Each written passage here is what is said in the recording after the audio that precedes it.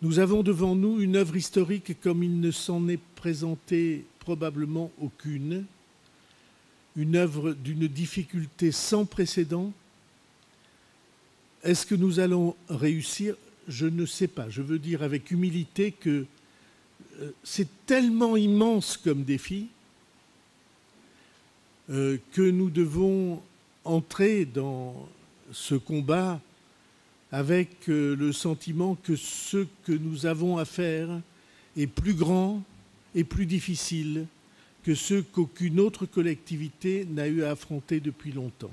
J'ai été frappé de voir à l'entrée du conseil départemental une dame qui portait une pancarte qui disait non pas reconstruire, mais construire sur de nouvelles bases. Et j'ai trouvé qu'il y avait dans cette affirmation, dans cette revendication, quelque chose qui ressemblait au défi que nous avons devant nous. Le but est évidemment de pallier l'urgence, d'apporter des réponses à la situation terrible dans laquelle un très grand nombre de nos compatriotes se trouvent, mais aussi de penser l'avenir de Mayotte.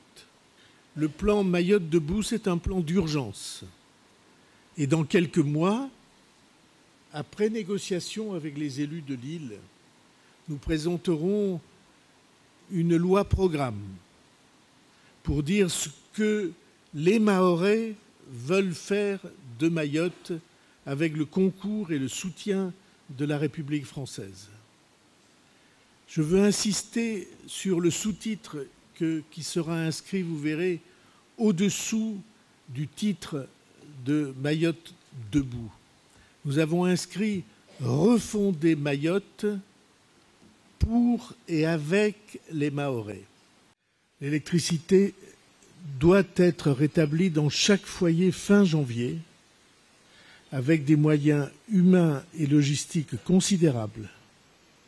Électricité de Mayotte recevra un renfort de 200 agents pour atteindre cet objectif et j'insiste sur le fait qu'il convient que la main-d'œuvre locale soit engagée et les artisans locaux soient engagés dans cette entreprise.